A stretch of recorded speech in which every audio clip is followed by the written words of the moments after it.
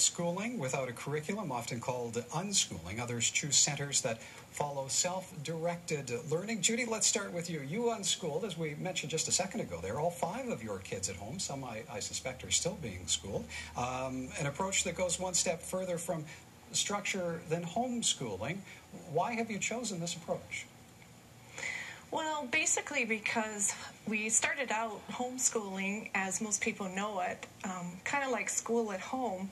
And as most homeschoolers know, about the first month, your children resist. They don't want to do the agenda or the schoolwork or the workbooks. So you try other approaches and you try and make it more fun. You go on field trips, you follow their interests more, and then you're all having fun. You're all enjoying learning.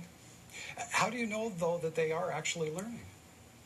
Well, a lot of their learning is invisible because they don't produce a lot of output, or they may produce it, but you can see every day in observation when they come to you and say, I just figured out X plus 2 equals so-and-so. So it really assures you that, hey, I didn't teach them this, but they got it from somewhere. David, this would put a lot of responsibility, one would think, on the child to direct their own flow of education. Do you think kids are ready for that degree of responsibility? At any age, some kids are ready for it compared to other kids of the same age. There are some 5-year-olds who are ready for what's put in front of them at that age, and some who are not, just as there are 8-year-olds who are ready or unready. The people who care about education have been experimenting with education for 200 years, for as long as we've had public school education. And all of us, those parents, their children, and the general public, have benefited from the experiments. We've seen self-directed learning and experimental or experiential learning at different times for the last 80 or 90 years that I can think of. And this is good. As I say, it's good for those kids and those parents. It's good for the public school system. But at the same time, we have to acknowledge that none of it has gone viral. Though it has been an experiment for 80 or 90 years, it hasn't become the dominant means of education. There are problems with that kind of learning when you try to generalize it. Lynette, is curiosity...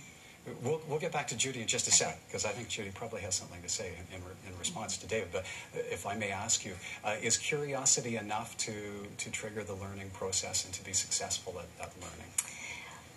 Well, I'm not sure that the distinction between curiosity and curriculum is the full story, because deschooling and homeschooling happen within a wider context. And I think that to really understand this movement to deschooling and homeschooling, we should really look at the big context. So I think that, in fact, if we look at education having 3 components, there's that informal education. So that's what happens at home. That's what happens within our cultural groups, our families, and so on.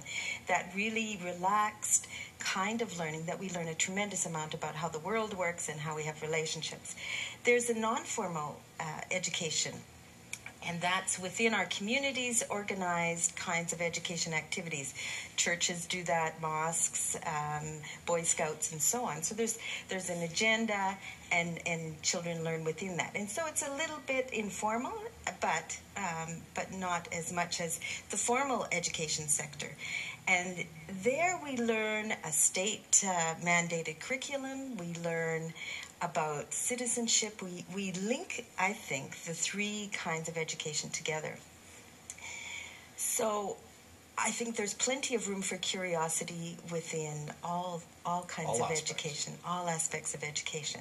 So I think that if we really want to understand if this is a good trend or if this is a helpful trend for both the children and for our society and our communities, we need to look at that wider context for this resurgence of deschooling. I know that parents have ultimate choice and ultimate responsibility for their children's well-being in all aspects, but we also are a society. We are also citizens, and each one of us contributes to the public well-being. And I'm going to I'd like to interject here and Please, Judy, add yes. some comments. I think we are on the cusp of a huge change in education. When you look at our system right now, it's been around for 160, 70 years, where we've had a public institution, and before that it was more informal. But I think what we're missing is, right now we have a huge cultural change with the addition of the internet. And before, when the teacher was the smartest person in the community and we sent our children to be taught, now we're raising the first generation where they are more culturally adapted to technology than a lot of the teachers and the parents. And what that change produces is, as the government has undertaken input from the public on what is the future of education, what are we trying to teach kids, and what the outcome of that was that we need to focus more on process and not content, because the kids have the content at their fingertips. What they need now is more, not so much teachers, but facilitators to help them guide them through that content, to put it in their path, and let them explore their passions, see what they want to do, where they want to go. Post-secondary education, is it an option without a diploma? And a deschooling school. The Voyage Learning Community is opening in Calgary this fall. And tell us what